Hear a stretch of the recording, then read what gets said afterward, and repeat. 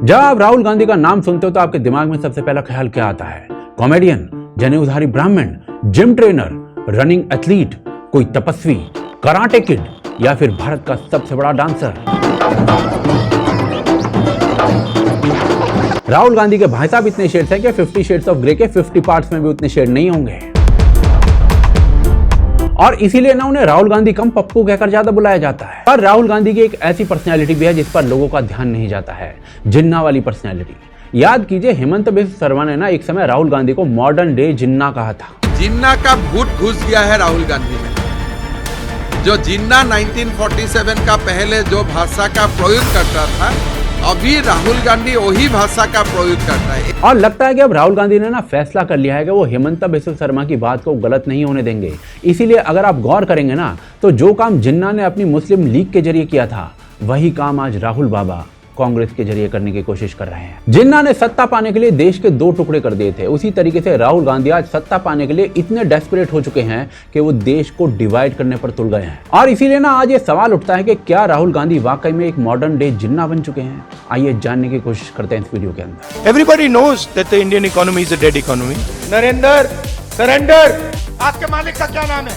क्या नाम है? नाम बताओ, नाम बताओ। One organization called the RSS, fundamentalist fascist organization, has basically captured pretty much all of India's institutions. Assam को आरएसएस के चड्डी वाले नहीं चलाएंगे। वो नरेंद्र मोदी कांपने लग गया। उसकी आदत है, जैसे उसको डर लगता है ना, वो झूठ बोलना शुरू कर देता है कि हमें हिंदुस्तान का एक्सरे करना है, हम रिजर्वेशन को 50% से आगे बढ़ाने वाले हैं। I don't hear anything from the US establishment about what is happening in India.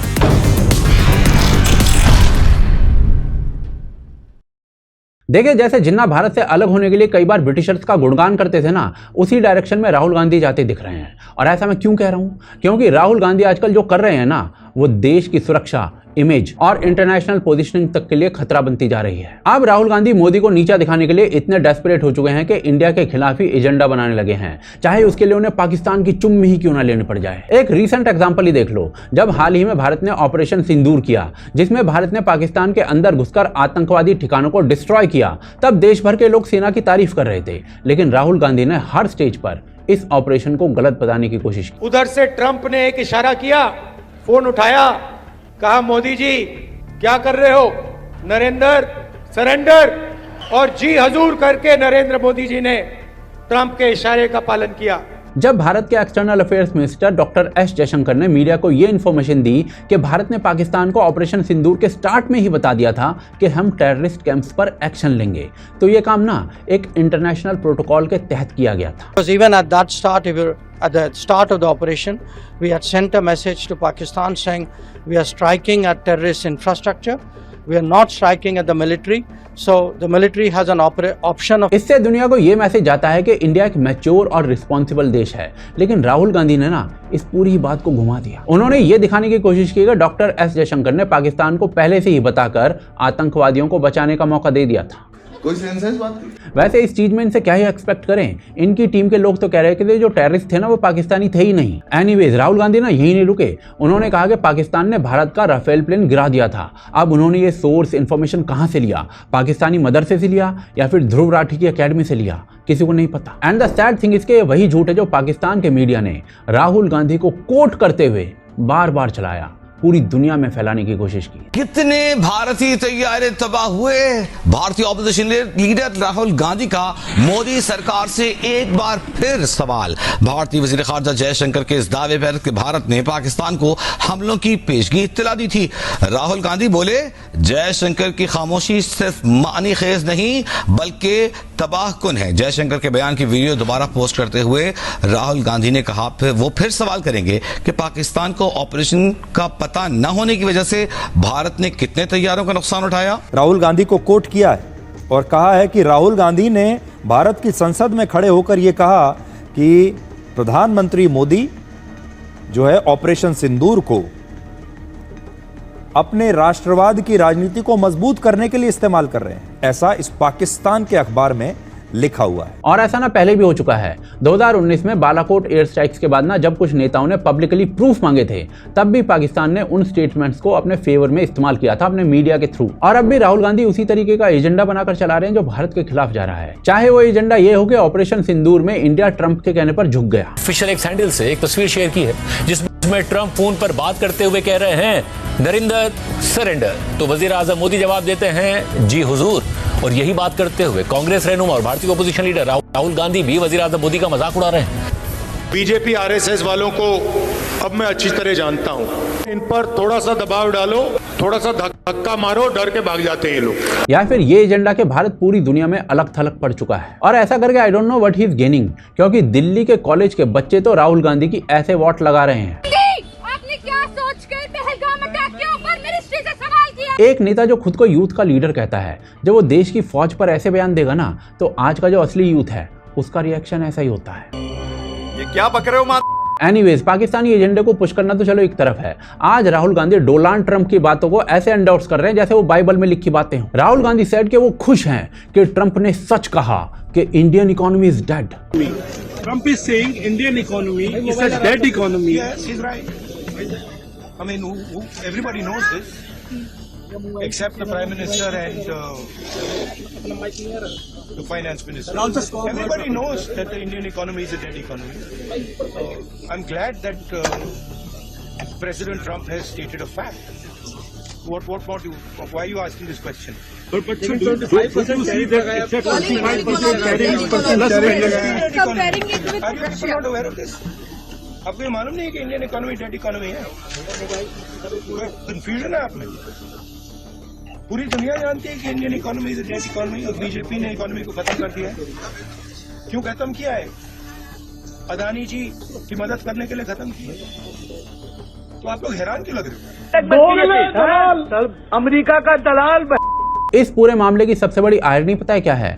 ये वही राहुल गांधी हैं जो कुछ साल पहले ट्रंप को मंच से लेकर मीडिया तक गालियां दे रहे थे। लेकिन आज की डेट में राहुल गांधी का ट्रंप को लेकर पूरा रवैया बदल चुका है, क्योंकि ट्रंप खुद बदल चुके हैं। पहले जब डोनाल्ड ट्रंप जो थे भारत के साथ खड़े थे तो मोदी की तारीफ करते थे, हाउडी मोदी जैसे इवेंट्स में खुलकर भारत के साथ दिखते थे। तब राहुल गांधी को ट्रंप एक खतरनाक इंसान लगते थे। पर जब से ट्रंप पाकिस्तान और आसिम मुनीर की चुम्मी ले रहा है, इंडिया को आए दिन ब्लैकमेल करने की धमकी दे रहा है, तब से राहुल गांधी को वही ट्रंप सच बोलने वाला मसीहा लगने लगा है। इसका मतलब ना साफ है, राहुल गांधी की किसी से दोस्ती या दुश्मनी उस इंसान की भारत के लिए सोच पर नहीं, बल्कि मोदी से नजदीकी या दूरी पर तय होती है। और ये सब कुछ ना बिना रीजन के नहीं है। राहुल गांधी के बहुत से लोगों के साथ रिलेशन साथ जो है ना शक के घेरे में आ चुके हैं।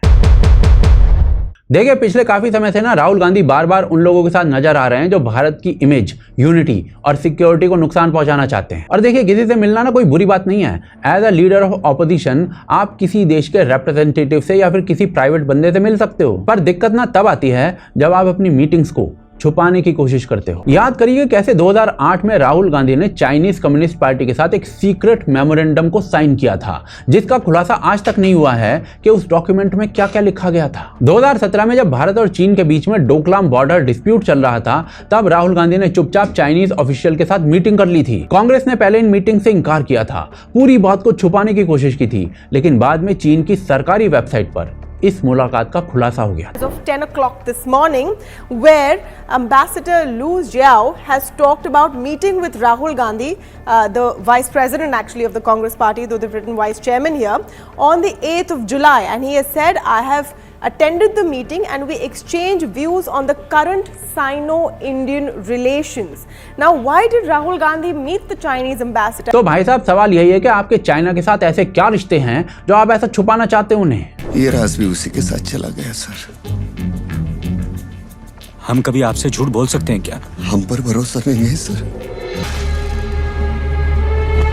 इसके अलावा जब भी राहुल गांधी अमेरिका जाते हैं ना, तो वहां जाकर कई बार वो भारत के डेमोक्रेटिक इंस्टीट्यूशंस को बदनाम करने की कोशिश करते हैं। कई बार तो वो विदेशी देशों से भारत में हस्तक्षेप करने की अपील कर देते हैं। उन्होंने इंटरनेशनल स्टेज पर यह बात कही है कि भारत में लोकतंत्र खतरे में है और दुनिया को भारत में दखल देना चाहिए। So the surprising thing is that the so-called defenders of democracy, which are the United States, European countries, seem to just be oblivious that a huge chunk of the democratic model has come undone, right? Which is a real problem. चुप कर बे।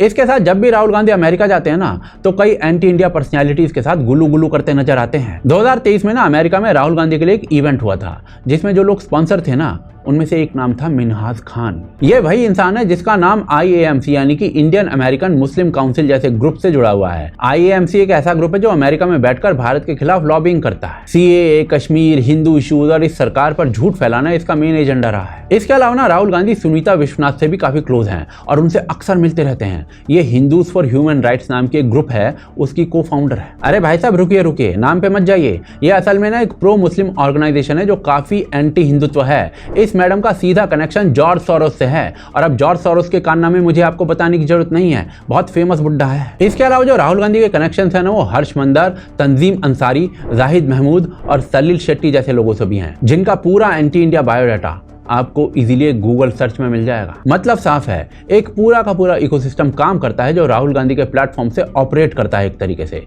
और देश के खिलाफ global narrative बनाता है। And I think this is dangerous. पर आपको पता है कि राहुल गांधी का एंटी इंडिया लोगों से मिलना एक बात है, पर उनका हिंदुत्व के खिलाफ जो थॉट प्रोसेस है ना वो उनकी एक कंप्लीट पिक्चर देता है कि how dangerous he has become.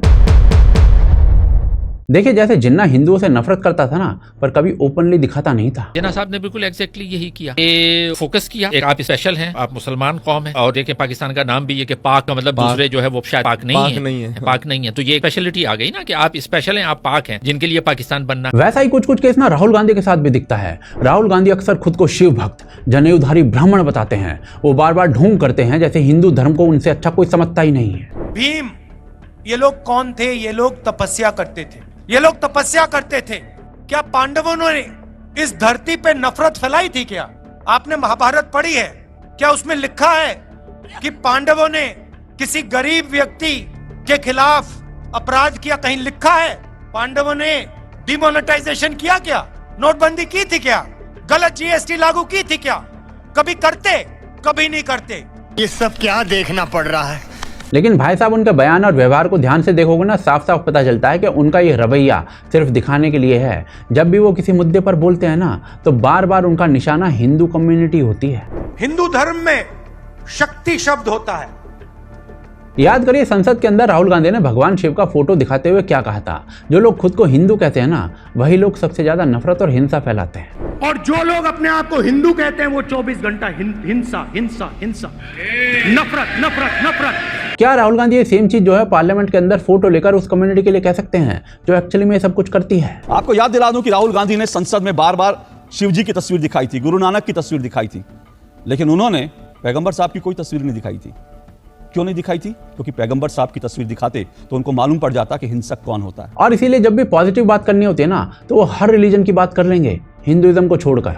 Mahatma Gandhi picked up the idea of non-violence from ancient Indian philosophy, from Islam, from Christianity, from Judaism, from every great religion. पर ये कोई नई बात नहीं है बल्कि ये उनके पॉलिटिक्स का हमेशा से एक पैटर्न रहा है। साल 2010 में अमेरिका के राजदूत टिमोथी रोमर से उनकी बातचीत में राहुल गांधी ने कहा था कि भाई साहब हिंदू टेररिज्म जो है ना वो भारत के लिए लश्कर तोयबा से भी ज्यादा खतरनाक है। बाकी भाई साहब इस्लामिक आतंकवाद जैसे शब्द तो उन्होंने कभी बोले ही नहीं है। ये हिंदू आतंकवाद जैसे शब्द ना उन्होंने उस समय बोले थे जब देश के अंदर इस्लामिक आतंक के सबसे बड़े हमले हो रहे थे। तो आप उनकी मेंटालिटी खुद समझ लीजिए क्या है। इसके बाद ना राहुल गांधी ने RSS को भी फासिस्ट और फंडामेंटलिस्ट बोलना शुरू कर दिया। One organization called the RSS, fundamentalist fascist organization, basically captured pretty much all of India's institutions. 2014 की एक रैली के दौरान उन्होंने ये भी कह दिया कि RSS ने महात्मा गांधी की हत्या की थी। The Congress president also said that he will bring documents to prove that RSS was actually behind Mahatma Gandhi's murder.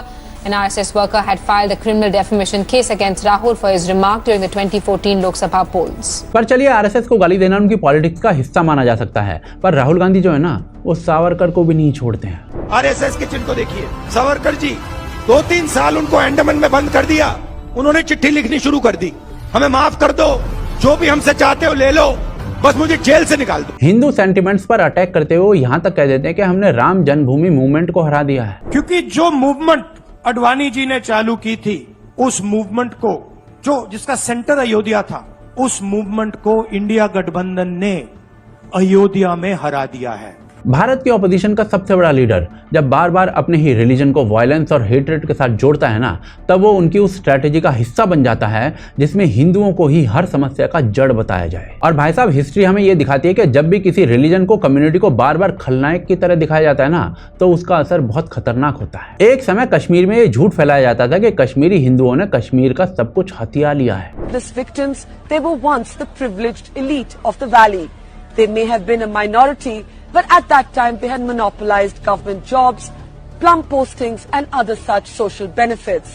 In fact, the sharp economic disparity between the Pandits and the poor Muslim majority was one of the earliest reasons for popular discontent in the state. और अंत में नहीं, कश्मीरी हिंदुओं के साथ क्या हुआ ये सब जानते हैं, पर राहुल गांधी ना कभी भी इन टॉपिक्स पर बोलते ही नहीं है। जब वो आतंकवाद की बात करते हैं ना, तो उनके शब्द सिर्फ हिंदू टेरर और सैफरन टेरर जैसे होते हैं। Islamic terrorism, radical groups, force conversion, इन सब बातों पर उनके मुंह में मानो फेविकॉल जम जाती है। और ये जो चुप्पी होती है ना, वो गलती से नहीं होती है, बल्कि एक स्ट्रैटेजी के तहत होती है, जहां एक खास कम्युनिटी को हर बार ब्लेम किया जाता है ताकि उन लोगों को बचाया जा सके जो वाकई में ये सब कुछ कर रहे हैं, क्योंकि वो एक वोट बैंक है। पर अब भाई साहब इनसे एक्सपेक्ट भी क्या कर सकते हैं, क्योंकि भाई साहब वैसे तो जनेऊधारी ब्राह्मण बनते हैं, पर खुद को हिंदू भी नहीं मानते एक्चुअली में। सोमनाथ के रजिस्टर में राहुल ने खुद को गैर हिंदू लिखा है और मंदिर की विजिटर बुक में राहुल की गैर हिंदू की तरह एंट्री की गई है। और शायद इसी रीजन की वजह से आज वो हिंदुओं को जाति में तोड़ने के लिए हर कुछ दिन में एक नया बयान दे देते हैं। All our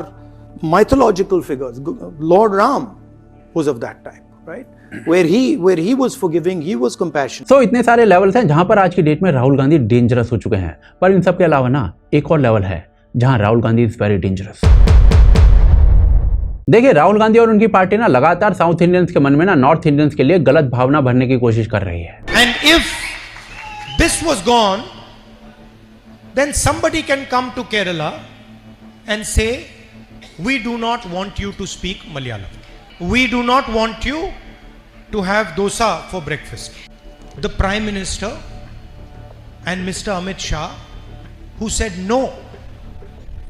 If we want the people of Kerala to speak Hindi, then the people of Kerala will speak Hindi. If we want Onam to be celebrated, then only Onam will be celebrated. Fear और hatred फैलाकर यह दिखाने की कोशिश होती है कि उत्तर भारत पिछड़ा, हिंसक और महिलाओं के लिए असुरक्षित है। हैरानी की बात यह है कि राहुल गांधी खुद जिस सीट से सांसद रहे हैं, यानी कि अमेठी से, और उनकी मां खुद जिस सीट से सांसद रही हैं, वो उत्तर भारत में ही आती हैं, वहीं से उन्होंने राजनीति की है। लेकिन अब वो कह रहे हैं कि भाई साहब उत्तर भारत की जगह दक्षिण भारत से सांसद बने रहना उनको बेहतर लगता है। उनके हिसाब से उत्तर भारत के लोग सुपरफिशियल यानी कि सतही होते हैं और कोर इश्यूज में इंटरेस्टेड ही नहीं होते। शायद इसका रीजन ये है कि नॉर्थ इंडिया के अंदर ना उनकी पार्टी का अस्तित्व खत्म हो रहा है। सिर्फ राहुल गांधी नहीं, उनकी पार्टी के कई नेता भी इसी भाषा का इस्तेमाल करते हैं। उनकी बहन प्रियंका गांधी जो है ना, वो तालियां बजा रही थी जब चरणजीत सिंह चन्नी जो थे वो बिहार और यूपी के लोगों का मजाक उड़ा रहे थे।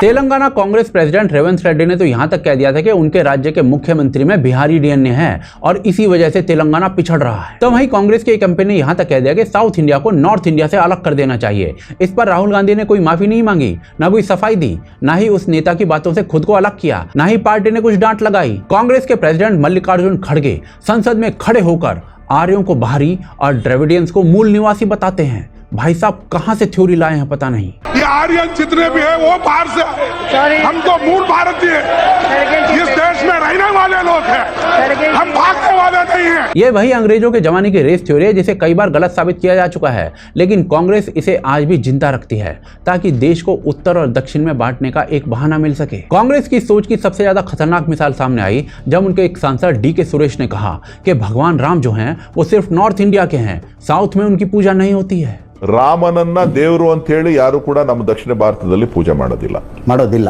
ಜಾತಿ ಹೆಚ್ಚಾಗಿ। मतलब भाई साहब जहां पर रामेश्वरम नाम का तीर्थ है, जहां पर इतने गांवों के नाम राम के नाम पर है जितने नॉर्थ इंडिया में नहीं है, वहां पर खड़े होकर ये बकवास की जा रही है। और कभी भी ना इन लोगों को इनकी पार्टी ने फटकार नहीं लगाई है, ना ही राहुल गांधी ने खुद को इनके बयानों से दूर किया है। कभी राहुल गांधी जो है ना वो ये कहते हैं कि वो मोहब्बत की दुकान चला रहे हैं। तो सवाल ना ये उठता है कि क्या नफरत फैलाकर, हिंदुओं को गाली देकर, दुश्मन देश का नैरेटिव चलाकर उत्तर भारत को नीचा दिखाकर, अपने ही डेमोक्रेटिक इंस्टीट्यूशंस पर सवाल उठाकर, संविधान का उल्लंघन करके कोई मोहब्बत की दुकान चलाई जाती है या भारत के लिए खतरा पैदा किया जाता है। राहुल गांधी का ना यूनिटी का दावा उतना ही खोखला है जितना करण जौहर का नेपोटिज्म के खिलाफ खड़े होने का दावा। असलियत यह है कि राहुल गांधी और कांग्रेस एक बार फिर वही कर रहे हैं जो अंग्रेजों और जिन्ना ने किया था, डिवाइड एंड रूल। फर्क सिर्फ इतना है कि अब ये धर्म के साथ साथ ना भाषा, क्षेत्र, संस्कृति को भी हथियार बना रहा है। भारत की एकता का इन लोगों के लिए कोई मूल्य नहीं है, सिर्फ सत्ता पाने के लिए किसी भी हद तक जा रहे हैं। मैं मानता हूं कि विपक्ष होना ना लोकतंत्र का एक हिस्सा है, लेकिन जब आपकी पॉलिटिक्स जो है वो दुश्मन देश के नैरेटिव से मिल जाए तब वो देश की संप्रभुता के खिलाफ ना एक सीधा खतरा बन जाता है। राहुल गांधी की पॉलिटिक्स धीरे धीरे वैसे ही हो रही है एंड दिस इज डेंजरस। आप क्या सोचते हैं राहुल गांधी की इस पॉलिटिक्स के बारे में? हमें कमेंट्स के माध्यम से बताएं। चैनल को सब्सक्राइब करें और वीडियो को शेयर अवश्य करें। इसके साथ हमें सपोर्ट कर सकते हैं patreon.com और UPI के माध्यम से, जिनके लिंक आपको डिस्क्रिप्शन और पिन कमेंट में मिल जाएंगे। साथ ही साथ जो दूसरा वीडियो इस समय आपको स्क्रीन पर दिख रहा है उसको अवश्य देखें। पुनः मिलते हैं अगले एपिसोड में।